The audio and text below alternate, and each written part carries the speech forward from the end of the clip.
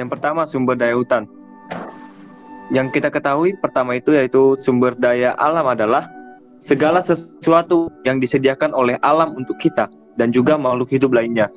Sumber daya alam memiliki fungsi utama. Yang pertama, natural stock dan natural flow. Lalu ada beberapa karakteristik dari sumber daya alam hutan.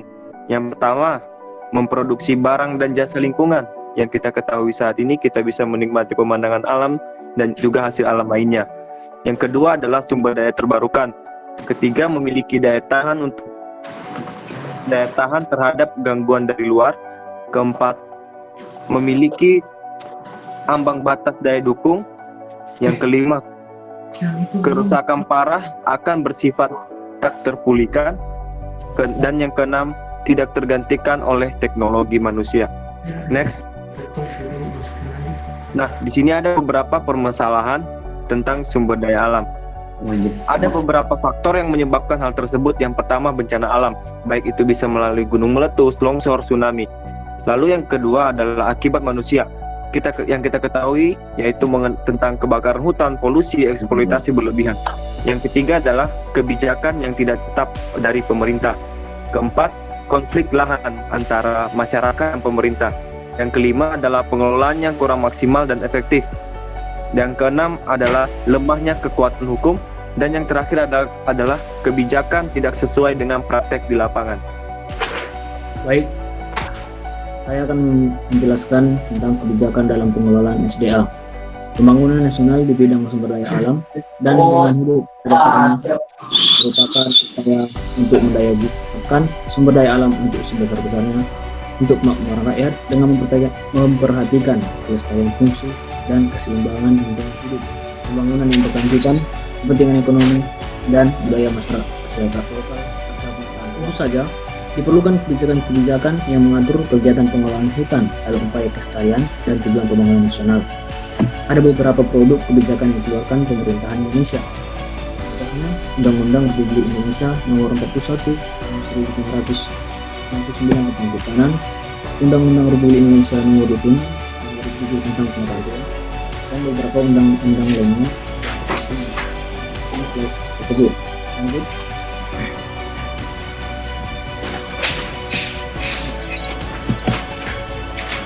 Oke. Pada gambar ini kita lihat bahwa ada beberapa skema tentang kebijakan pengelolaan sumber daya hutan. Yakni kebijakan pengelolaan sumber daya hutan tersebut akan tercipta akibat adanya dinamika ekologi, dinamika sosial, dan dinamika politik. Tentu saja, ketiga dinamika tersebut akan menghasilkan sebuah produk kebijakan yang akan mengatasnamakan negara, masyarakat, dan swasta. Negara, masyarakat, dan swasta harus sama-sama terlibat dalam pembuatan produk kebijakan sumber daya hutan karena akan mengakibatkan hasil akhir yang berdampak di ketiga pihak tersebut. Lanjut.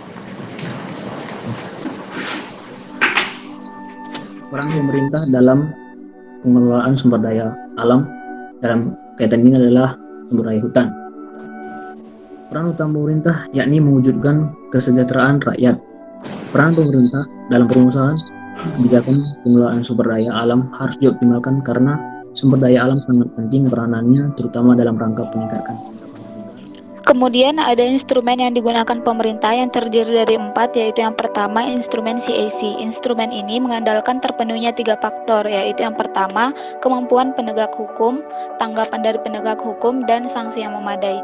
Yang kedua yaitu instrumen ekonomi. Contohnya nih ada instrumen pajak, izin yang diperjualbelikan, sistem deposito, hak kepemilikan, dan subsidi-subsidi yang dikeluarkan oleh pemerintah. Yang ketiga ada self-regulation yang diperintahkan dan semi wajib. Yang keempat itu yaitu instrumen sukarela. Instrumen ini contohnya penentuan cara untuk menaati baku mutu yang ditetapkan oleh pemerintah. Dan yang terakhir itu instrumen pendidikan dan informasi yang terkait tentang sistem dan peran esensial dalam mendorong terjadinya perubahan ke arah perilaku ramah. Adapun proses yang dilakukan pemerintah guna untuk mengatur pemanfaatan sumber daya hutan dan mengendalikan daya dukung lingkungan hidup. Ada juga untuk perwujudan tata ekonomi kehutanan yang lebih adil dan berkelanjutan. untuk pengembangan wilayah maupun komoditi andalan sesuai dengan karakteristik sumber daya hutan. Ada proses peruntukan bagi para pemegang izin melalui akurasi informasi lapangan. Dan yang terakhir, upaya menurunkan emisi gas rumah kaca guna mengetahui kepastian status dan fungsi sumber daya hutan bagi pencegahan deforestasi dan degradasi hutan. Adapun peran masyarakat tercakup dari 4 peran masyarakat, yaitu berperan aktif dalam kegiatan pengolahan sumber daya hutan, pemanfaatan sumber daya hutan secara bijak, peran aktif dalam pengolahan dan pelestarian sumber daya hutan, adanya kesadaran masyarakat dalam pengolahan sumber daya hutan.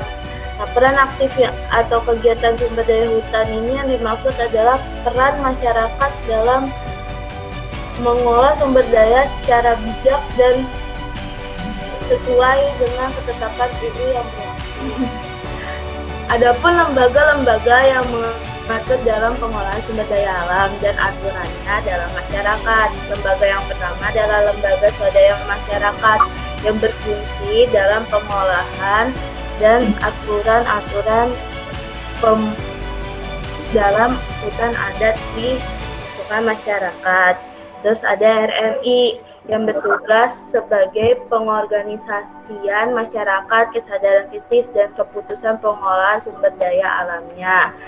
Nah, ada juga terus ada juga struktur aturannya nih. Struktur aturan yang pertama, batasan terhadap berbagai berpartisipasi pemangku kepentingannya, lingkup aksi interaksi masyarakat dan sumber daya alam, distribusi kewenangan antara berbagai pemangku kepentingan, keputusan yang diambil oleh masyarakat dalam pengolahan sumber daya alam, dan aturan-aturan mengatur hubungan antara pemangku kepentingan, saksi dan penghargaan. Itu baca. Baik, di sini saya akan membahas mengenai sistem penguasaan sumber daya hutan dalam aspek masyarakat. Menurut peraturan pemerintah, skema pengelolaan hutan oleh masyarakat meliputi hutan desa, hutan kemasyarakatan, dan kemitraan. Hutan desa merupakan hutan negara yang dikelola oleh desa yang telah diberi izin pengolahan dari pemerintah. Nah, di sini merupakan alur perizinan pengelolaan hutan desa. Lalu ada hutan kemasyarakatan.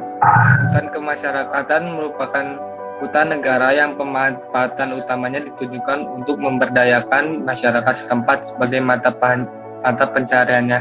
Yang kita ketahui, kepentingan pemerintah dan masyarakat itu sangat berbeda. Nah, makanya dibentuklah hutan kemasyarakatan untuk keperluan masyarakat setempat. Dan berikut merupakan perizinan untuk membuat sebuah hutan kemasyarakatan. Hutan kemitraan. Hutan kemitraan merupakan kerjasama antara masyarakat setempat dengan pemegang izin pemanfaatan hutan BUMN atau BUMS. Kemitraan dibangun dengan prinsip kesetaraan dan saling menguntungkan. Tujuan dibuatnya hutan kemitraan yaitu dibangun atas dasar kesepakatan kedua belah pihak dan diharapkan dapat membuat konflik antara perusahaan BUMS atau BUMN dengan masyarakat dapat dikelola dengan baik dengan mendorong hubungan yang harmonis. Dinamika pengelolaan sumber daya hutan dalam aspek masyarakat yang pertama yaitu pada masa kerajaan di Jawa. Hutan pada masa ini merupakan domain Raja Tuhan sebagai simbol kejayaan dan kekuasaan pada rakyatnya.